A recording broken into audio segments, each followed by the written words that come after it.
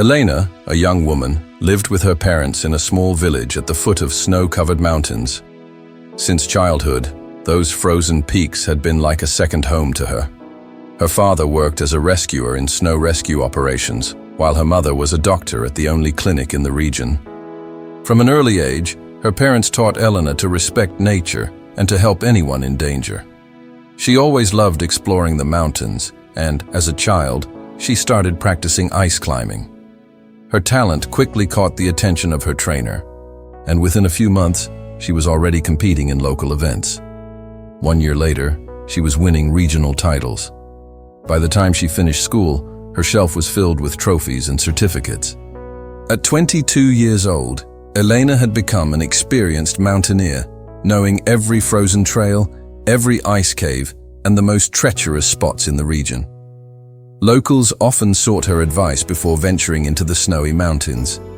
Following in her father's footsteps, she decided to become a rescuer. For months, she prepared intensely for the entrance exam at the rescue school and trained daily. She studied first aid, avalanche rescue techniques, and survival in extreme cold. On the eve of her departure for training, the weather was surprisingly calm. The sky was clear, and a cold breeze carried the fresh scent of newly fallen snow. Before leaving, Elena decided to take one last hike. The night before, she carefully checked her equipment. She inspected every carabiner, every knot in the ropes, and packed her backpack with essential supplies: water, food, a first aid kit, and a signaling flashlight. Her phone was fully charged. At sunrise, she left home, just as the first golden rays of sunlight touched the white peaks. The icy air filled her lungs, and the soft sound of the wind was the only thing breaking the silence of the snowy landscape. She chose her favorite trail on the eastern side of the mountain. The path started near an old solitary tree, its branches covered in a thin layer of ice. The first hour of the hike was peaceful. The trail wound through a forest of frozen pine trees where the ground crunched beneath her steps. Then, the path became steeper, climbing up a slope of snow-covered rocks. Elena kept a steady pace, enjoying every moment of the journey. From time to time, she stopped to take pictures. The way the ice shimmered under the morning light created mesmerizing reflections. During a short break, she took out her thermos and sipped some hot tea, watching the steam rise into the freezing air. Everything around her was silent, with only the faint whisper of the wind. After 2 hours of climbing, the forest began to thin out, revealing a vast expanse of untouched snow. Here, only small shrubs and hardy flowers peeked through the icy ground. The air was even colder, and Elena pulled her jacket tighter around her body. She finally reached a plateau, where she could see the entire valley stretching below like a giant white blanket. She took out her camera to capture the view, but at that moment, an unusual sound caught her attention. It was a faint whimper, something between a cry and a moan of pain. Elena froze in place, listening carefully. The sound came again, filled with desperation. She had never heard anything like it in the mountains. Slowly, she approached the edge of the plateau and looked down. There, on a narrow ledge of ice, about 15 meters below, a small polar bear cub trembled from cold and fear. Its back paw was trapped between two snow-covered rocks. It struggled to free itself, but each movement only worsened its pain, making it cry out even louder. The situation was critical. Suddenly, a deep growl echoed through the icy valley. Elena looked up. On a snow-covered outcrop high above her position, an imposing polar bear paced nervously. It was clearly the mother of the trapped cub.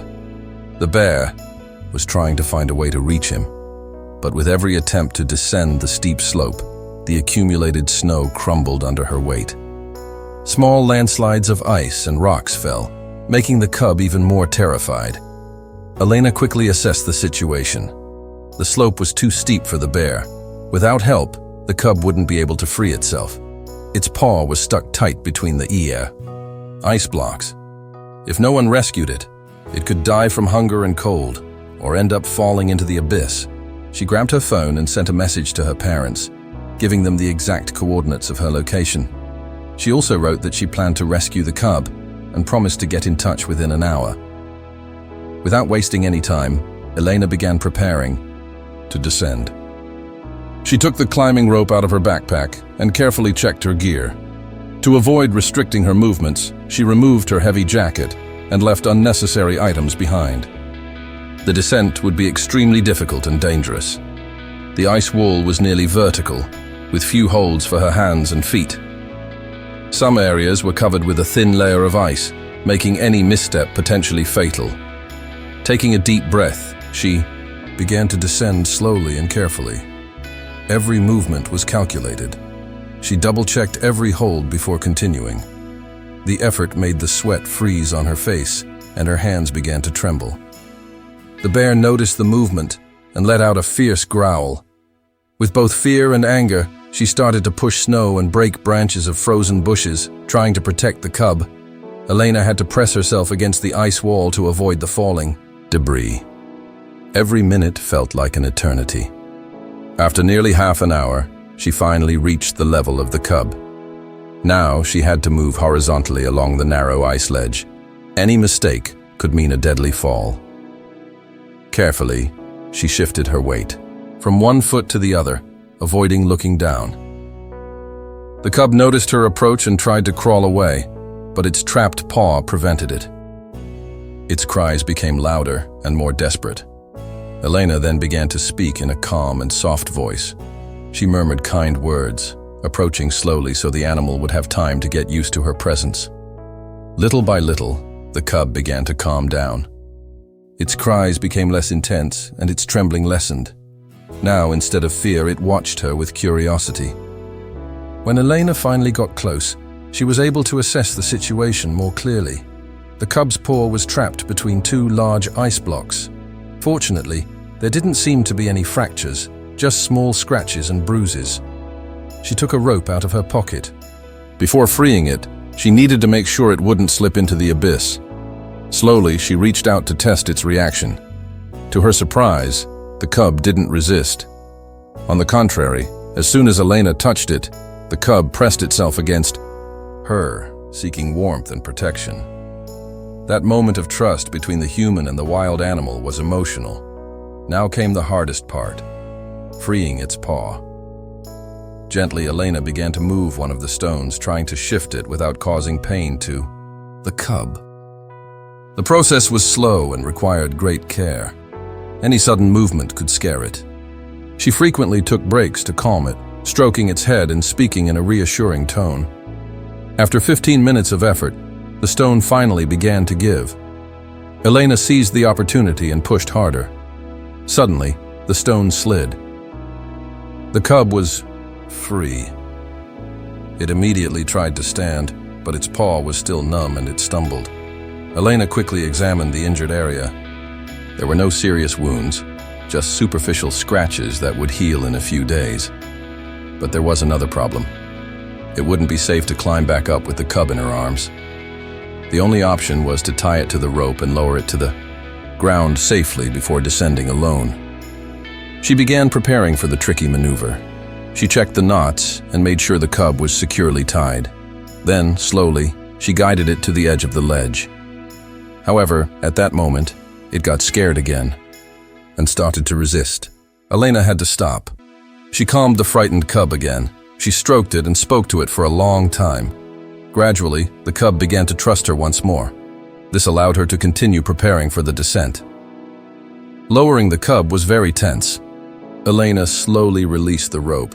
Her hands trembled with the effort, and sweat dripped into her eyes. When the cub touched the ground, it didn't immediately realize what had happened. For a few seconds, it stood still. Then, it started jumping with joy. Now it was free and unharmed. Elena untied the rope. It was time to descend, but she was exhausted. Her arms and legs trembled from fatigue, but she needed to act quickly while she still had strength. The descent took another 20 minutes. Every movement was difficult. Several times she almost fell. Finally, her feet touched the snowy ground. Elena lay in the snow, unable to move. The cub, who had been waiting below, ran to her. It started touching her, nudging her with its nose and trying to climb on her. Elena smiled as the behavior of the little predator now reminded her of a playful puppy.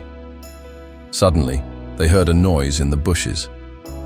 Elena froze. A bear emerged from the thicket. It had found a way down through a gentler slope and was now just a few meters from her. Elena knew she couldn't run. She couldn't even stand.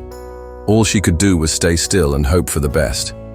The cub continued playing nearby, unaware of the tense situation. To Elena's immense relief, the bear showed no aggression. It slowly approached the cub and sniffed it carefully. Satisfied that it was not injured, the bear surprisingly allowed the cub to continue playing near the human. The large predator suddenly disappeared into the bushes. A minute later, it returned, carrying Elena's backpack in its teeth, which had fallen during the descent. The bear gently placed it beside her and took a few steps back. Elena struggled to sit up. She took a water bottle from her backpack and drank eagerly. The bear and the cub stayed close. It seemed like they were protecting the person who had just saved a precious life. Time passed, but the animals did not leave. The cub continued playing beside Elena. The bear lay calmly nearby. This incredible scene seemed unreal. Voices were heard in the distance. Elena's parents were running to check if she was okay. The bear stood up. It approached Elena and lightly touched her leg with its paw. There was no aggression in the gesture. It seemed like the bear was saying goodbye and thanking her for her help. The cub ran to Elena one last time. It pressed its warm nose against her shoulder. Then, the bear growled softly, calling its cub. They walked slowly into the forest and disappeared among the trees. A few minutes later, Elena's parents arrived. They saw their daughter sitting in the snow, surrounded by large bear tracks. Their faces showed worry and relief. Her father was the first to approach her.